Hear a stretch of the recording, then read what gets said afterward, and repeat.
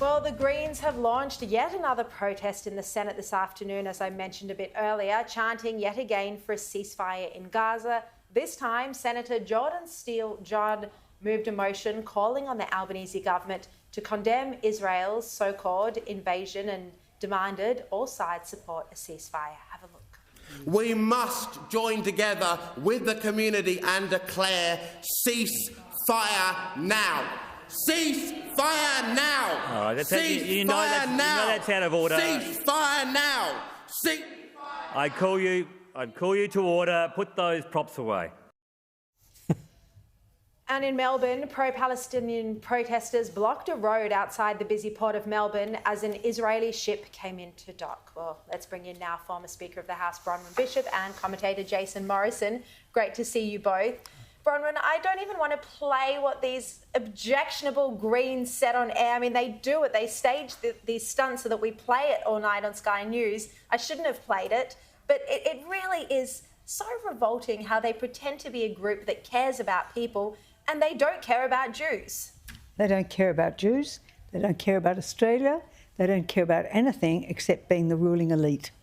And it just makes me so angry because the people who are calling for a ceasefire are calling for the surrender of Israel. And the surrender of Israel means, as Hitler promised the Grand Mufti of Jerusalem, that when he had asked all the European countries to eliminate the Jews, he would come and help the Arabs do likewise. It's nothing new, and Hamas is the inheritor of that tradition. It's about elimination of the Jewish homeland and the Jewish people who live there. And the people, fools of people like those Greens, know it. And what they are doing is aligning themselves with anti-Semitism. There's no two ways about it. And the behaviour that goes on in the Senate these days, I was there for 7 years, and people wouldn't have dared behave like that. But the problem is that there is no equivalent of Standing Order 94A, where you can throw somebody out for an hour. It doesn't exist in their standing orders. And if they move to formally to have someone suspended from the House, they won't have the numbers to enforce the ruling of whoever's in the chair. So you get this bad behaviour, which is there for the cameras to put to air so that they can say, look at us. They're vile. And that's their game, isn't it? You know, attention, look at me, look at me. Yes. Is it really about the issue? I actually thought, in many respects, the president or acting president handled it quite well, switched them off, put the props away. And that's how it is. They've turned it into a circus. They love the attention. Do they really care about the issue? And have they really thought about the issue? Have they thought about the hypocrisy of their position? The Greens, the far left of Australian politics, meant to be about, you know, making sure that women have equal positions in the world. And there they are backing people who actually have, you know, an outright societal existence where women don't. Do they want to stand up for all the causes that they apparently align with? Absolute hypocrisy and shallowness, and shown for what it is. And yeah, we show it on the news because it's theatre and it just further trivialises them, and I think it says plenty about the people who vote for them.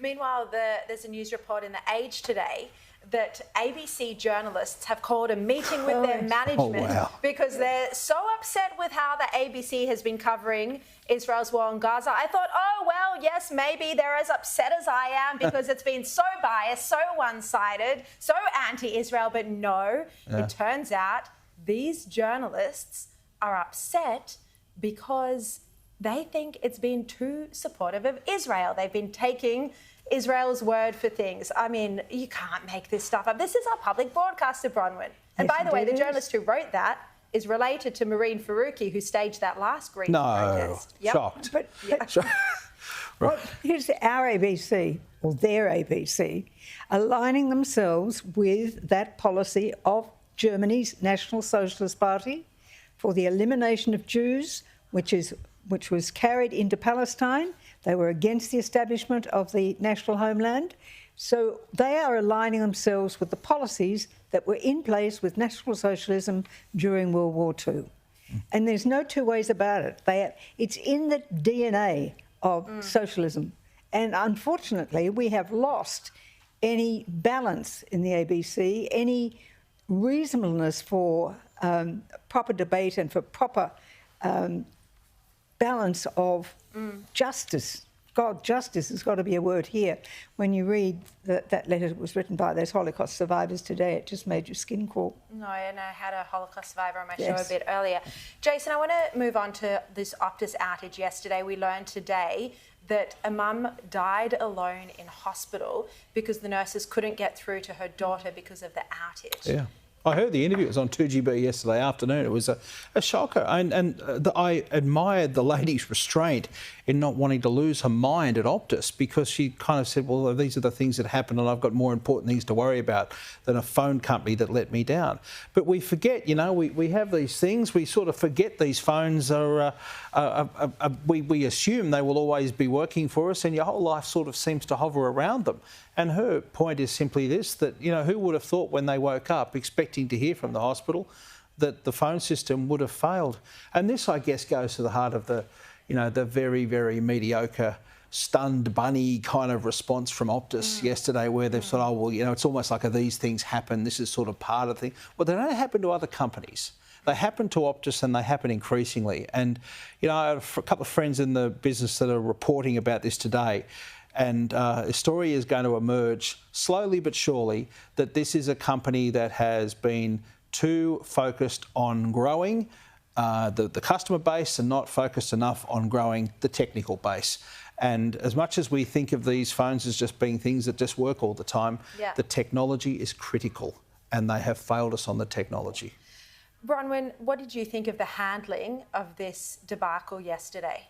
Well, it should have been handled by having rolling press conferences and rolling statements for the CEO to have been upfront and come out and said, this is the problem, this is what we're looking for. We apologise to people for the breakdown. We'll have an update, and I've heard other people say similar things, that there'll be an update on a regular, a bit like Gladys used to do with COVID updates. And perhaps they should have asked her advice, it might have helped. But the bottom line is, I don't see Probably how... couldn't raise her on the phone.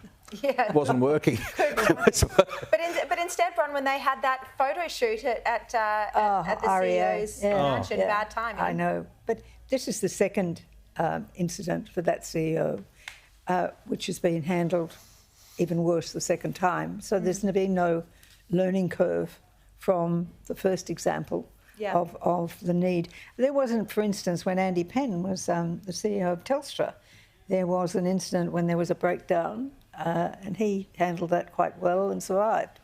But you two think strikes? she's going to be gone? I think it's very difficult. I think you look at her background, she's a banker. She was there for another purpose, and she ended up being the chief executive, and she's not a technologist. I hear she's a very nice person. Apparently the handling of that yesterday was quite appalling. B grade. Absolutely. All right, Bronwyn Bishop, Jason Morrison, thank you both so much for your time.